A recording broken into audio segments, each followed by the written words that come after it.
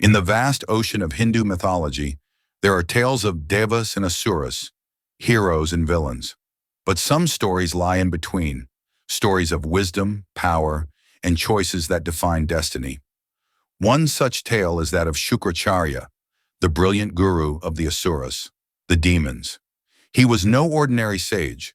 Shukracharya was the son of the great sage Brigu, a master of spiritual knowledge, and the only being in the three worlds who had mastered the Sanjivani mantra, a sacred chant that could bring the dead back to life. Because of this power, the asuras, who constantly battled the devas, gods, never truly stayed dead. Whenever they fell in battle, Shukracharya would revive them. He was their greatest strength, and to them he was more than a teacher. He was hope itself.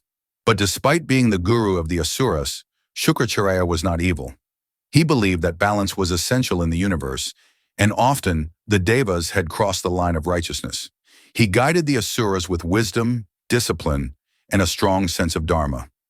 Under his mentorship rose a powerful and righteous king, Mahabali, the grandson of Prahlad. Mahabali was kind, generous, and deeply devoted to his people. He conquered the three worlds, not through tyranny, but through fairness and strength. Even the devas had to bow to his might. But in heaven this troubled the gods.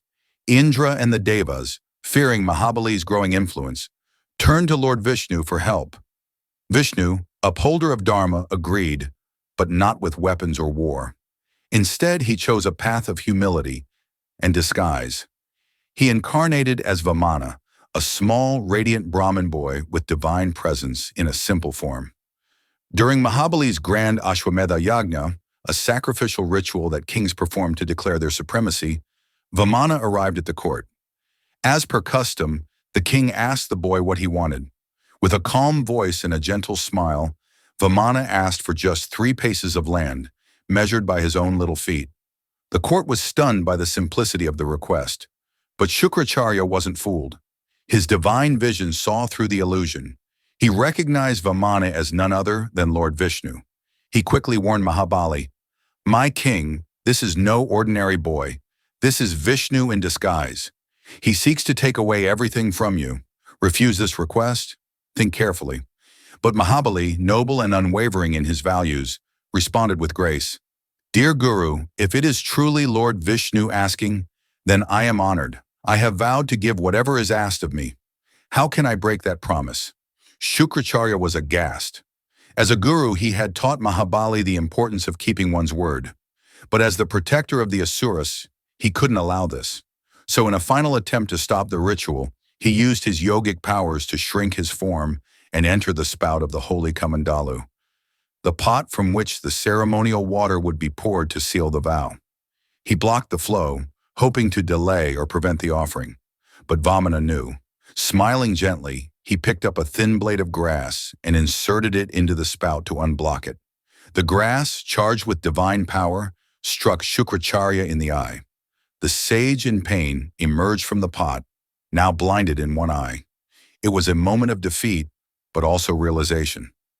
Despite losing his eye, Shukracharya didn't curse Vishnu. He didn't lash out at Mahabali either. Instead, he respected the king's commitment to truth and dharma, even when it meant losing everything. As for Mahabali, Vamana revealed his true form and measured the entire earth in one step, the heavens in the second, and asked where he should place the third. Mahabali, with humility, offered his own head, a gesture of ultimate surrender and devotion. Moved by this, Lord Vishnu granted him a special boon. Mahabali would visit his people once every year, the festival that people of the state of Kerala in India now celebrate as Onam. And so the story of how Shukracharya lost one eye is not just about a battle between gods and demons. It's about wisdom, sacrifice, and the eternal dance between duty and devotion. Because sometimes even the wisest lose, not because they are wrong, but because destiny has a greater plan. If you like this story, don't forget to like and subscribe. See you again in another interesting story. Jai Shri Ram, Jai Shri Krishna.